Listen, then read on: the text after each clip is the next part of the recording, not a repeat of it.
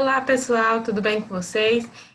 Hoje a gente vai dar continuidade à nossa aula, né, de Química Orgânica. Ficamos algumas semanas aí fazendo alguns exercícios sobre nomenclatura, já avançamos sobre grupos funcionais, mas antes eu quero voltar um pouquinho com vocês para que a gente possa dar continuidade. O que que eu estou tentando fazer? Eu estou tentando estabelecer uma conexão entre esses conteúdos, onde a gente faça um paralelo entre eles. Porque não adianta eu passar um livro corrido sem que tenha ficado para trás algumas coisas importantes. Então, eu estou utilizando outro livro que não é só o de vocês, que se alguém quiser tem na biblioteca, né? Mas não só esse livro, que é esse aqui, ó, que é o Ser Protagonista, só que não é o segundo ano, é o terceiro ano. Eu estou usando também um outro livro, que é Química Abordagem no Cotidiano, que eu gosto muito dele, porque eu acho que para a química orgânica ele tem uma linguagem melhor para a interpretação das atividades. Então, hoje a gente vai falar o quê? O conceito de cadeia principal. Porque quando sempre que a gente vai nomear as nossas estruturas, a gente ainda não definiu como que a gente olha a nossa cadeia. Então, o que que a gente faz? A gente observa as nossas fórmulas estruturais de hidrocarbonetos, certo? Ramificados, como a gente vai ver aqui embaixo, ó. A IUPAC, ela é o órgão que faz essa nomenclatura. Então, ela, de acordo com a IUPAC, a gente pode ver aqui, ó. O conceito de cadeia principal, ele está ligado à cadeia que tem o maior número de carbonos. Por exemplo, se eu começar a contar desse lado aqui onde está o 5, ó, 1, 2, 3, 4, 5. Tá, pode ser também, porque sobrou um metil. Então, nesse caso aqui, de qualquer forma, menos se eu contar daqui para cá, né, que aí daria só 3. Mas das duas outras formas que eu posso contar, a minha cadeia principal sempre vai dar 5 carbonos. E vai sobrar um composto ramificado. Então, a nomenclatura dele fica 2-metilpentano, né? Que a gente já estudou, a gente já sabe por que o nome é assim. Dando uma rapidinha só para a gente ir passando mais rápido, né? Então, o que que acontece? Aqui, a gente tem um conceito que é de outra forma. Que seria o quê? Aqui a gente tem essa cadeia principal, que a gente pode contar tanto desse lado quanto desse lado. E aí a gente vai ter 6 carbonos, né? Agora, se eu contar desse lado, e até chegar aqui, a gente tem só 4, e sobra um substituinte muito grande. Então, por isso que é importante a gente saber qual que é a nossa cadeia principal. E para saber, a gente vai olhar a quantidade maior de carbono. Então, esse aqui, a gente tem uma quantidade maior de 6 carbonos, e a gente tem 2 metil ligado, um no 2 e um no 4.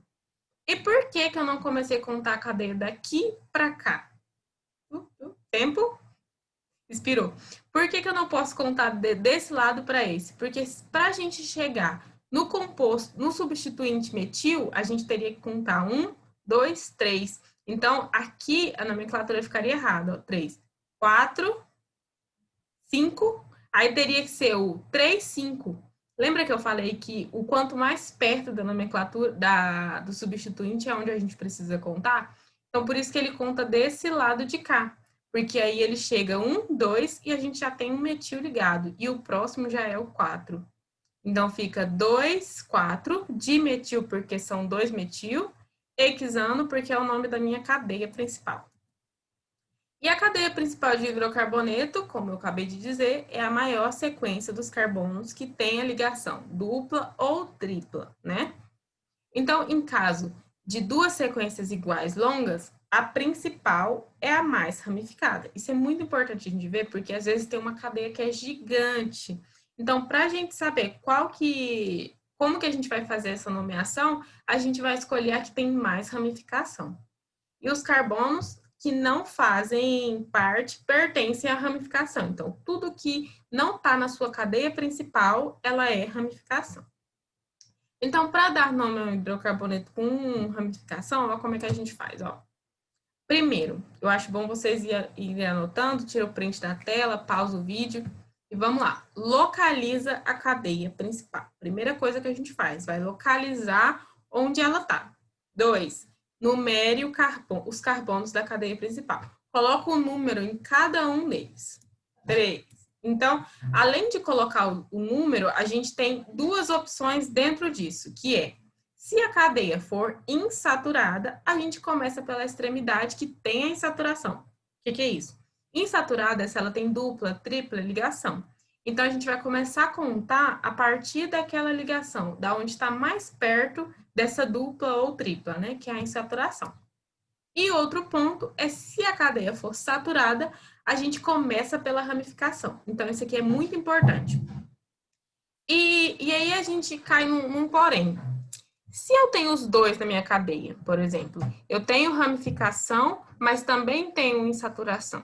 Então, o que a gente vai fazer? A gente vai começar a contar pela insaturação, porque ela tem prioridade, ok? E depois, no passo 3, a gente escreve o número da localização da ramificação, né? Que, por exemplo, a minha ramificação está no carbono 2. Não, ela está no carbono 4. Então, você tem que simbolizar isso para você estar escrevendo. E, em seguida, né, a gente vai separar por hífen o nome do grupo orgânico, que está ligado à sua ramificação.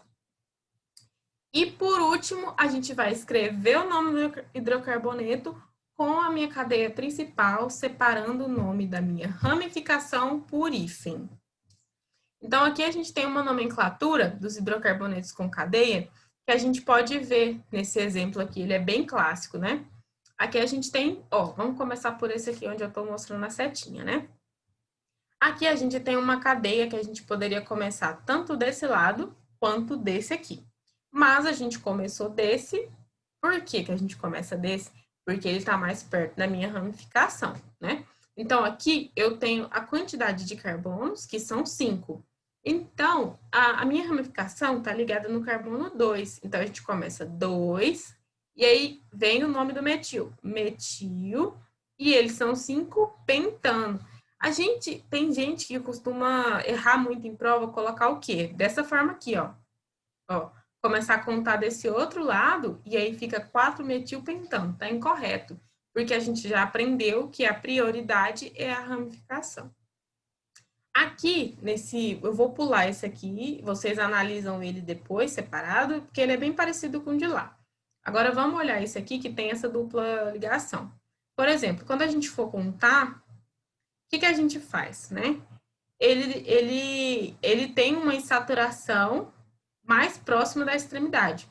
Nesse caso, se eu começar a contar daqui, 1, 2, 3, o meu metil vai dar no 3. Se eu começar a contar desse lado aqui, ele vai dar 1, 2, 3. Ele também vai dar 3. Então, por isso que o metil tá vindo primeiro, você pode pensar, tipo assim, você tá levando em consideração contando do metil? Não. A gente está contando, levando em consideração onde está mais perto da insaturação. Por isso que o carbono 1 é o insaturado. Então, aí a gente tem o 3, né? Metil, pente, 1-eno, ou 1-pentano, né? Pode ser também. Ou a gente só coloca pentano, porque aí você já sabe que está no carbono 1. Aqui embaixo, esse exemplo aqui, a gente tem uma insaturação entre o carbono 2 e 3, né? Quando isso acontece, a gente vai colocar no 2. Ele está entre os dois, mas ele começa no 2, por sequência, né? Tá vendo que aqui a gente tem uma ramificação? Mas, a gente começou a contar da insaturação, que parou lá no 2. E aqui no 5, a gente tem um substituinte. Então, aí a gente coloca 5, metil, né, por ordem de prioridades. Claro que a contagem começa pela insaturação, mas na hora de representar, a gente coloca primeiro por ordem alfabética, lembra? Então, a gente coloca 5-metil, X2-ino ou 2-hexino, né? Porque é uma tripla ligação. E assim a gente consegue ver como que acontecem essas nomenclaturas. É bom que vocês desenhem essas estruturas no caderno para que vocês consigam ver que diferentes formas, porque a gente pode ter uma molécula e por conta da localização da ramificação, ela já é uma molécula totalmente diferente, mas que pode ter o mesmo número de carbono. Então, é importante a gente sempre ver isso. E a aula de hoje fica por aqui, mas eu queria muito que vocês desenhassem todas as estruturas, né? e guardassem no caderno de vocês, principalmente para o vestibular que está chegando. E essas informações são muito importantes. Então, até a próxima aula e tchau!